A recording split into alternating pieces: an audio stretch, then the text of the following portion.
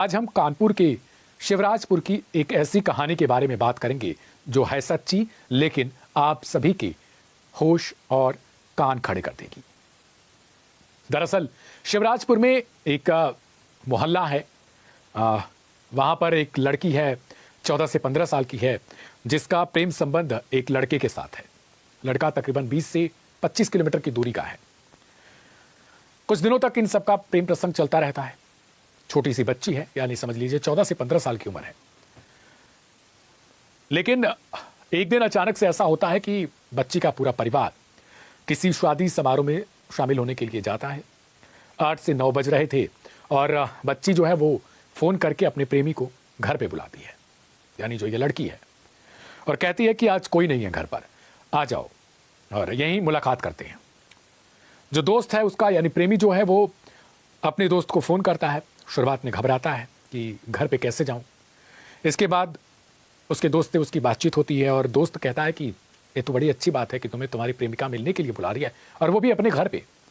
फिर पूछता है उसका दोस्त कि आखिर मिलने के लिए क्यों बुलाया, पूरी बात मुझे बताओ।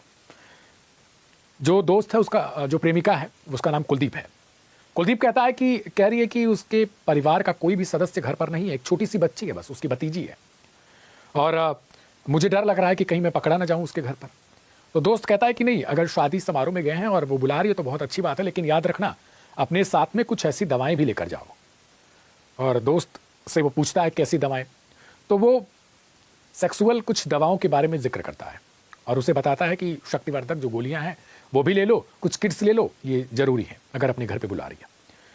वो दौड़ा भागा मेडिकल स्टोर पर जाता है, वहां से कुछ शक्तिवर्धक गोलियां लेता है, कुछ खा भी लेता है, और उसके बाद जैसे तैसे पहुंचता है और वहां उसकी प्रेमिका, यानी जो गुड़िया है, वो अपने घर में खाना पीना बनाकर अपनी भतीजी को सुलाकर इसका वेट कर रही थी।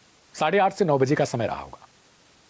ये पहुंचता है, दोनों मिलते हैं, उसके बाद बैठकर बातचीत करते हैं, फिर खाना लगाती है, खाना खाते हैं, और इसके बाद फिर ये जो प्रेमी है वो धीरे धीरे उसके कपड़े उतारता है और उससे संबंध बनाने के लिए कहता है।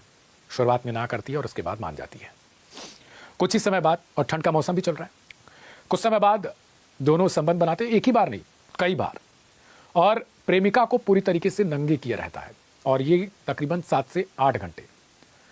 ठंड का समय भी है और 14 से 15 साल की वो लड़की है, उसे ठंड लगने लगती है, शरीर उसका धीरे धीरे अकड़ने लगता है। और फिर जो प्रेमी कुलदीप है वो धीरे धीरे ये सोचता है कि कुछ इसको हो गया। हालांकि वो इस दौरान 3 से 4 बार संबंध बनाता है और पूरी तरीके से, यानी ना कोई बदन पर कपड़ा है, ना कोई कंबल है, ना कुछ है, मतलब पूरी तरीके से उसको नग्न करके रखता है और खुद भी रहता है। जब 3 से 4 बजे भोर का वक्त होता है, उस वक्त ठंडी बहुत तगड़ी लगती है, प्रेमिका अकड़ने लगती है और धीरे धीरे उसका शरीर पूरी तरीके से जो है वो अकड़न होने लगती है। शुरुआत में ये सोचता है कि ऐसे ही होगा, लेकिन बाद में जब इसे डर लगता है तो ये अलाव जलाता है, आग जलाता है और तपाने की कोशिश करता है। कुछ टाइम के लिए लड़की थोड़ा सा संभलती है, इसे लगता है कि अब ठीक हो रही है। इसके बाद फिर ये सोचता है एक बार और संबंध बनाने के लिए, लेकिन उसके बाद फिर ऐसी अकड़न उसको होती है कि वो अचानक से चारपाई पर गिर जाती है। अब ये डर जाता है, अब इसे लगता है कि इसको कुछ हो गया, और वहीं से वो तुरंत रफू चक्कर हो जाता है।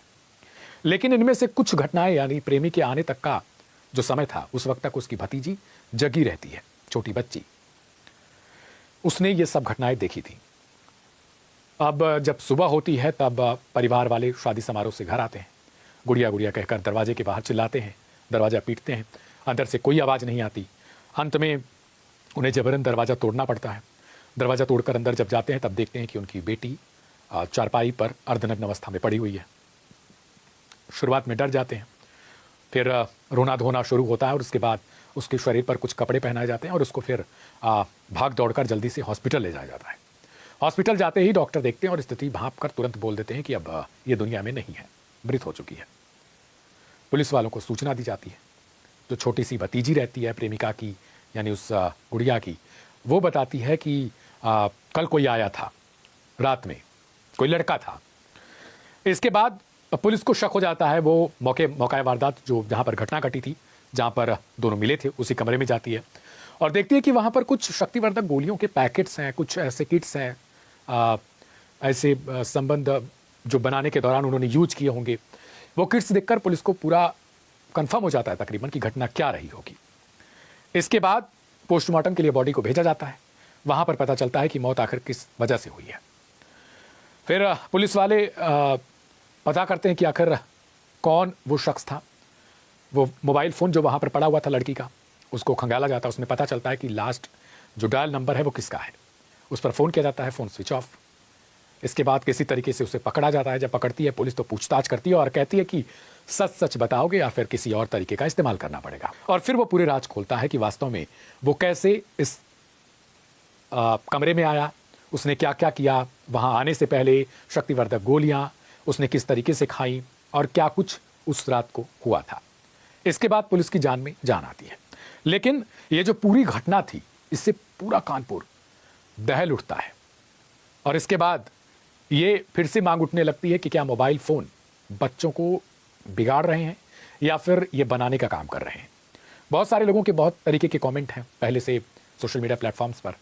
आज हम आपसे भी पूछेंगे कि आखिर मोबाइल फ़ोन को लेकर आपकी क्या राय है और जो ये घटना थी इसमें मोबाइल फ़ोन की कितनी अहम भूमिका आपको नज़र आती है।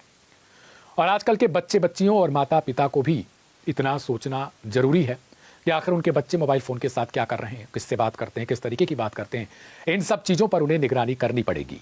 अब हम आपको सुनवाते हैं पुलिस की तरफ से क्या कुछ बयान दिया गया है। थाना क्षेत्र शिवराजपुर के एक गांव में अपने ही घर में मृत पाई गई युवती के प्रकरण में ह्यूमन इंटेलिजेंस और सर्विलांस के माध्यम से एक युवक को गिरफ्तार किया गया।